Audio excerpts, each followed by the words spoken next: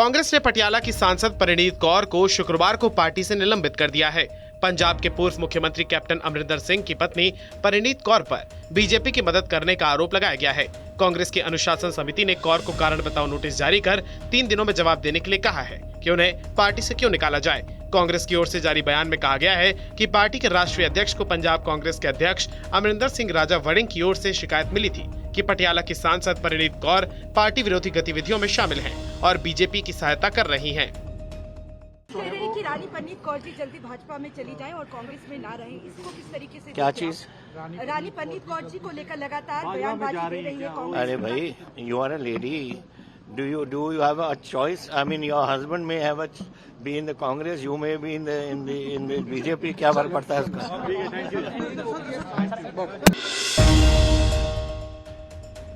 पंजाब में सीमा पार से ड्रोन के जरिए हथियार और ड्रग की सप्लाई मानो आम सी हो गई है।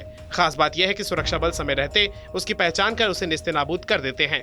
इसी तरह के मामले में बीएसएफ ने अमृतसर में एक ड्रोन को मार गिराया है, जिसके जरिए अवैध तस्करी को अंजाम दिया जा रहा था। बीएसएफ ने ड्रोन बरामद कर लिया, जहां एक बैग भी बरामद किए गए हैं। मामला 2 और 3 फरवरी की दरमियानी रात का है, जब बीएसएफ के जवानों ने पेट्रोलिंग के दौरान सीमा पार से एक ड्रोन को आते हुए देखा। इसके बाद जवानों ने उस पर गोलियां बरसाईं और ड्रोन को मार गिराया। सीमा पार से आए ड्रोन को पंजाब के अमृतसर सेक्टर में मार गिराया और गुरुवार सुबह उसे बरामद भी किया गया। मिली जानकारी के अनुसार ड्रोन को भारतीय सीमा और जीरो लाइन के बीच से बीएसएफ जवानों ने बरामद किया है।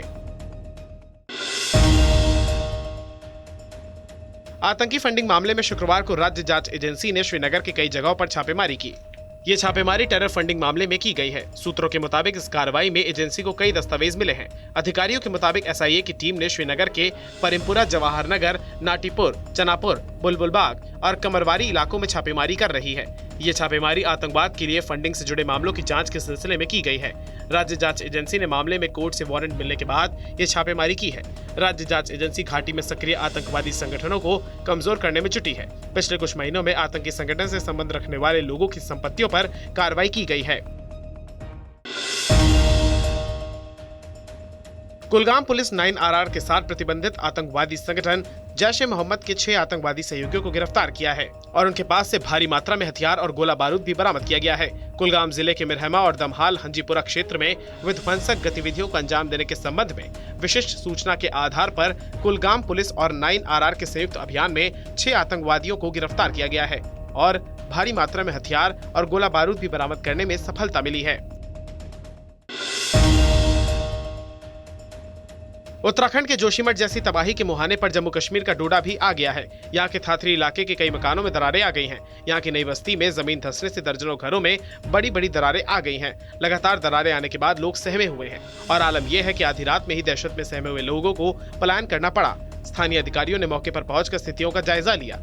वहीं लोगों ने अपनी मांगों को लेकर प्रदर्शन भी किया। देखिए जी, ये हमारे एसडीएम साहब ने हमें बताया था कि कुछ घरों में क्रैक्स बड़े लेवल के डेवलप हुए हैं, तो मैं एसएसपी साहब के साथ मेरे सुपरिटेंडिंग इंजीनियर भी हैं और नेशनल हाईवे के जियोलॉजिस्ट भी हमने बुलाए हैं। हमने इनको कहा है कि एक एग्जैक्ट असेसमेंट करके बताएं कि what actually is causing this. अभी हमने ऊपर से देखा है कि 5-6 घर हैं जो एक पर्टिकुलर अलाइनमेंट में जिनमें क्रैक आए हैं, which includes a mosque also. तो हम इसको देख रहे हैं, इसमें उचित कार्रवाई इमीडिएट की जाएगी। ये कल, अब रात हो चुकी है, ये कल सुबह तक असेसमेंट करेंगे क्या क्या कॉजेज हैं। We will take all necessary actions to ensure safety of the people as also to ensure that they are not put to any kind of disadvantage. जिस तरह से इन्होंने कहा कि यहाँ पर किसी शख्स ने जो है यहाँ पर कटिंग की है, उसके खिलाफ उसमें FIR has been launched and necessary action under law will be taken. The law will take its due course और अगर किसी की भी जान खतरे में डाली है तो कार्रवाई जरूर की जाएगी। हरियाणा के मुख्यमंत्री मनोहर लाल ने आज रविदास जयंती के मौके पर जींद के नरवाना में एक कार्यक्रम में हिस्सा लिया। इस दौरान उन्होंने कहा कि संतों और महापुरुषों की शिक्षा और संस्कारों पर चलकर ही लोगों का जीवन स्तर बढ़ेगा और समाज दिन दोगुनी रात चौगुनी की रफ्तार से तरक्की की ओर बढ़ेगा।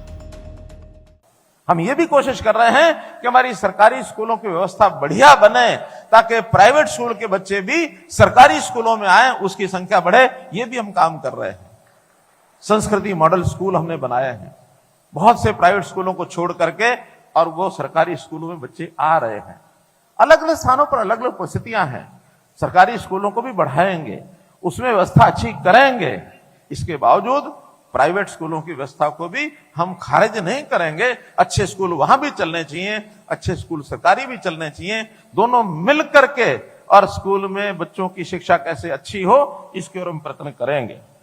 भाइयों बहनों, हमने मेधावी छात्र योजना में जो अनुसूचित जाति के बच्चे हैं 8 से 12,000 रुपया वार्षिक उनको जो है वजीफा दिया जाता है। 8,000 से 12,000 रुपया वार्षिक अर्थात 1,000 रुपया महीना। और जो मेधावी छात्र हैं ये उनको दिया जाता है। जो उसके बाद पोस्ट मैट्रिक छात्रवृत्ति वो भी 250 रुपए से लेकर के और 1,200 रुपया मासिक ये भी उसमें दी जाती है। मित्रों, गरीबों को कैसे रोजगार मिले, कैसे वो आय अपनी बढ़ाएं, मुख्यमंत्री अंत्योदय परिवार उत्थान योजना मैंने बनाई है, उसके 861 कैंप लग चुके हैं। अगले महीने से कैंप दोबारा से लगने वाले हैं और हमने बैंकों को कहा है कि आप लोग सहयोग करिए। जिसको जैसा पैसा लोन चाहिए, चाहे छोटी इंडस्ट्री लगानी है, चाहे उसको कोई अपना गाय भैंस खरीद करके उसके दूध के से अपने परिवार का सेवन करना है, किसी भी प्रकार की सहायता सरकार सब्सिडी और जो देते हैं हम उसमें सुविधा, उसके अलावा बैंकों की ओर से भी उनको लोन सक्षम मिल जाए। अभी तक 32,000 लोगों को ये लोन हमने पिछले साल दिलवाया है। हमारा टारगेट है 1 लाख परिवारों को हम अपने जो गरीब हैं, जो 1 लाख रुपए की आमदन से भी कम है, ढूंढ ढूंढ के घर से लाते हैं और उसको काम कराते हैं। हमारे जब कैंप लगे, गरीब परिवारों को जब बुलाया जाए उसमें उनको जरूर जाना चाहिए ताकि उनके परिवार की स्थिति ठीक हो जाए। गुरुग्राम में सड़क हादसे का एक सनसनीखेज मामला सामने आया है। यहाँ एक कार ने बाइक को 3 से 4 किलोमीटर तक घसीटा है। बताया जा रहा है कि कार सवार ने पहले बाइक पे टक्कर मारी, इसके बाद फिर उसे घसीटा। घटना का वीडियो सोशल मीडिया पर वायरल हो रहा है। जानकारी के मुताबिक ये घटना गुरुग्राम के सेक्टर 65 की है। बुधवार की रात को एक बाइक सवार अपनी बाइक खड़ी करके साइड में खड़ा था। अचानक एक तेज रफ्तार कार ने पहले बाइक को टक्कर मारी। टक्कर मारने के बाद मोटरसाइकिल कार के बम्पर में फंस गई। सोशल मीडिया पर वायरल वीडियो में साफ तौर पर दिख रहा है कि काफी दूर तक कार बाइक को घसीटते हुए ले जा रही है। जम्मू कश्मीर और उत्तराखंड की तरह हिमाचल प्रदेश में भी आज मौसम का मिजाज बिगड़ने की संभावना है। हिमाचल प्रदेश में बर्फबारी के कारण 200 से अधिक सड़कें और 50 से ज्यादा ट्रांसफार्मर अभी भी खराब है। स्टेट हाईवेज भी बंद हैं। हिमाचल के ऊंचाई वाले किन्नौर, चंबा और लाहौल स्पीति में शुक्रवार को बारिश और बर्फबारी को लेकर अनुमान जताया गया है। हिमाचल प्रदेश के 8 पर्वतीय जिलों में आज बारिश और बर्फबारी का अनुमान है, तो वहीं राज्य के मैदानी जिलों कांगड़ा, हमीरपुर, ऊना और बिलासपुर में मौसम साफ रहने के आसार है। मौसम विभाग का कहना है कि कल शनिवार को पूरे प्रदेश में मौसम के साफ बने रहने की संभावना है, जबकि लगातार बर्फबारी की वजह से राज्य में कल गुरुवार शाम तक 208 सड़कें खराब हैं और गाड़ियों की आवाजाही बाधित है। यही नहीं, 55 बिजली के ट्रांसफार्मर्स भी काम नहीं कर रहे हैं। बजट सत्र में देश की विपक्षी पार्टियों ने संसद में केंद्र सरकार को घेरने की एक साझा रणनीति तैयार की है। विपक्षी नेताओं ने गुरुवार को अडानी एंटरप्राइजेस के खिलाफ हिंडनबर्ग रिपोर्ट पर चर्चा की मांग को लेकर सदन में एक साथ उठाने को लेकर एक बैठक की। यही नहीं, विपक्षी पार्टियों ने एक सुर में हिंडनबर्ग द्वारा अडानी ग्रुप पर लगाए गए आरोपों की जांच संयुक्त संसदीय समिति से कराने की मांग की। मीटिंग में Congress, DMK, TMC, Sapa, Shivsena, National Conference और आम आदमी पार्टी समेत 13 पार्टियां मौजूद रहीं। विपक्षी दल अडानी मुद्दे के अलावा सीमा पर चीनी अतिक्रमण और राज्यों में राज्यपालों की भूमिका को लेकर भी चर्चा की मांग कर रहे हैं। देखिए, 267 का नोटिस मैंने आज भी दिया है, कल भी दिया था, और हमारी एक ही डिमांड है कि इस पे जेपीसी बने, Supreme Court monitor time bound inquiry हो इसकी। ये अकेले अडानी का भ्रष्टाचार नहीं है, ये नरेंद्र मोदी सरकार का भ्रष्टाचार है। नरेंद्र मोदी का संरक्षण है अडानी को। नरेंद्र मोदी जी की पूरी पैरवी सारी कंपनियों के लिए रहती है कि भाई इसी को मिलना चाहिए, इसी को कर्जा मिलना चाहिए, इसी को सीमेंट मिलना चाहिए, इसी को कोयला मिलना चाहिए, इसी को रेल मिलना चाहिए, एयरपोर्ट मिलना चाहिए, पोर्ट मिलना चाहिए। कौन दे रहा है? मोदी जी दे रहे हैं। किसका काला धन है? भारत के प्रधानमंत्री अगर सामने नहीं आ रहे हैं, चुप हैं, खामोश हैं, मोदी जी का काला धन लगा हुआ है, विदेशों से आ रहा है हिंदुस्तान में। क्यों नहीं बोल रहे हैं?